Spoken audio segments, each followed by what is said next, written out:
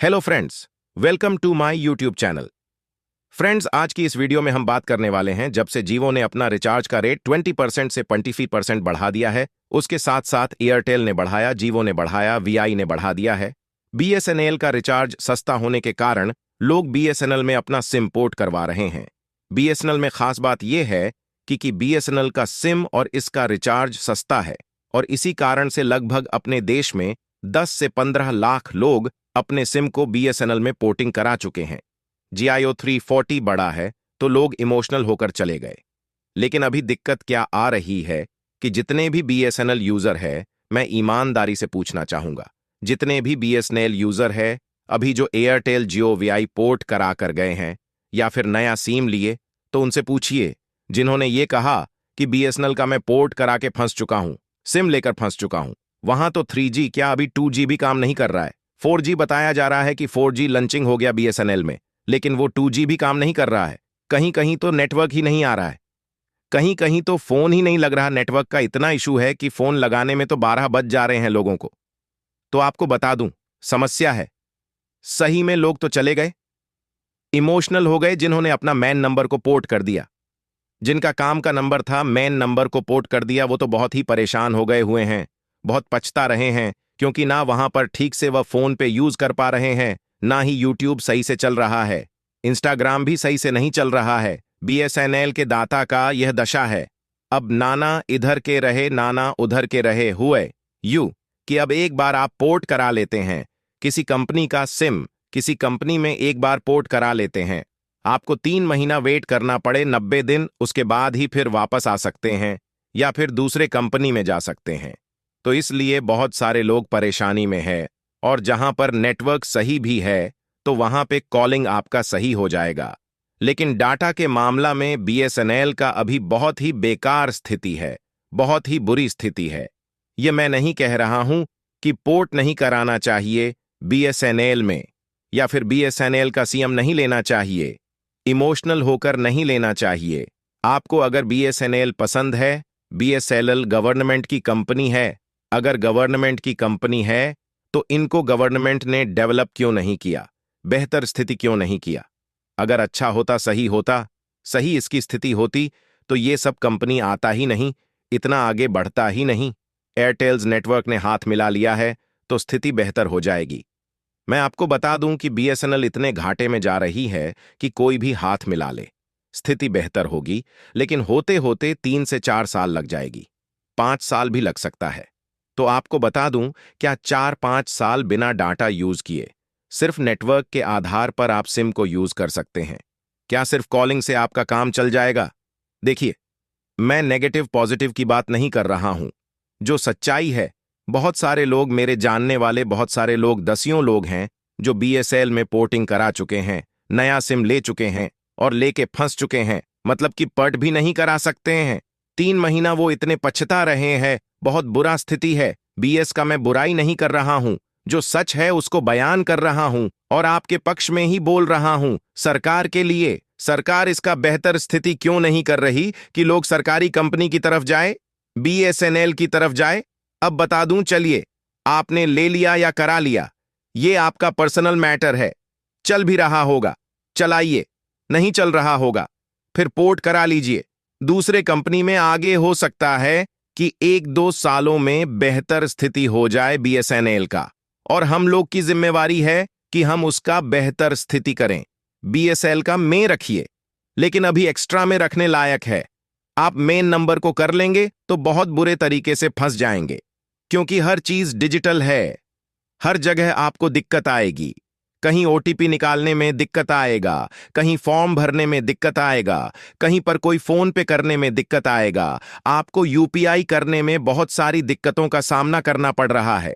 तो एक्स्ट्रा में आप रख सकते हैं, ज्यादा कस्टमर होगा उसका तो अच्छा हो सकता है, स्थिति हो जाए।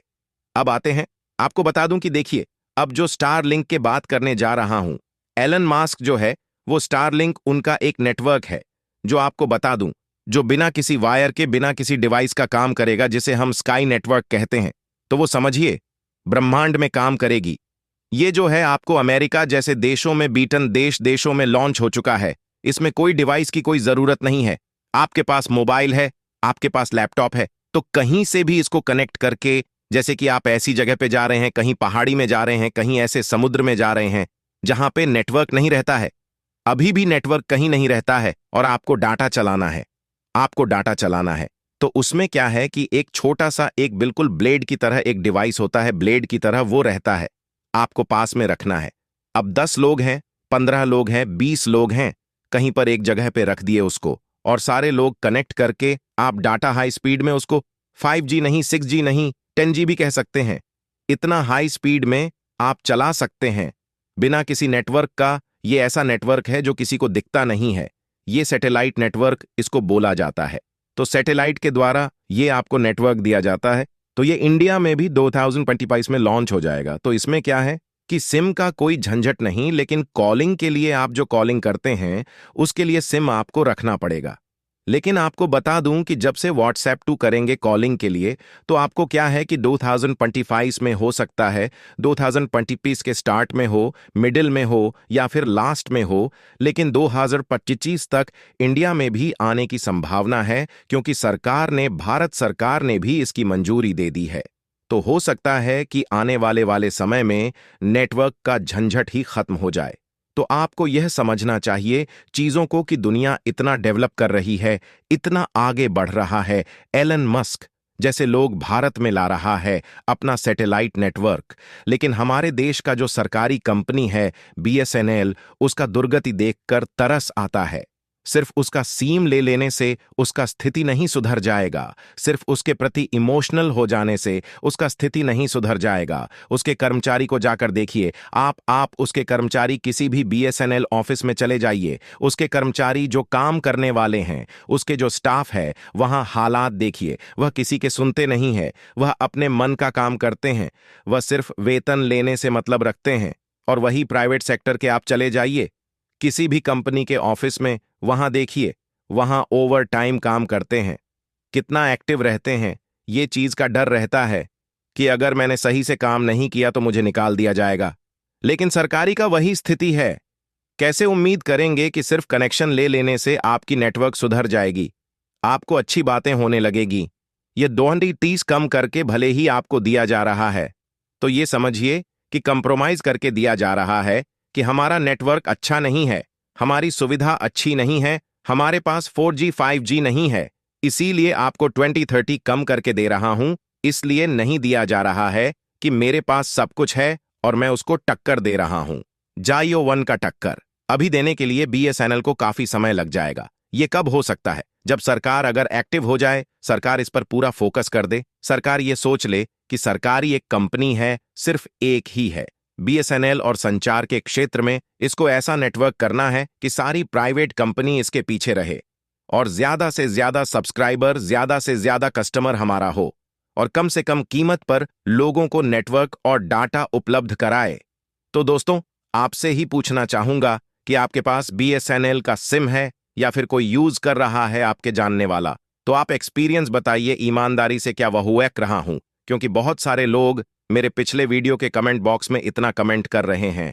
मैंने BL के बारे में वीडियो बनाया था, इसके सिम के बारे में। BSNL मेरे पास भी है, लेकिन CM नेटवर्क काम नहीं कर रहा है, किसी का डाटा काम नहीं कर रहा है, कोई पोर्ट करके फंस गया हुआ है, कोई नया सिम लेकर फंस गया हुआ है। सभी लोग वो बोल रहे हैं कि मैं तो बुरे तरीके से फंस गया हुआ, मुझे इसीलिए वीडियो बनाना पड़ा ये सफाई में, ताकि बाकी और लोग हैं वह अपना सुरक्षा से जा सकते हैं, दूसरे मकसद से सिम ले सकते हैं, दूसरे मकसद से पोर्ट करा सकते हैं।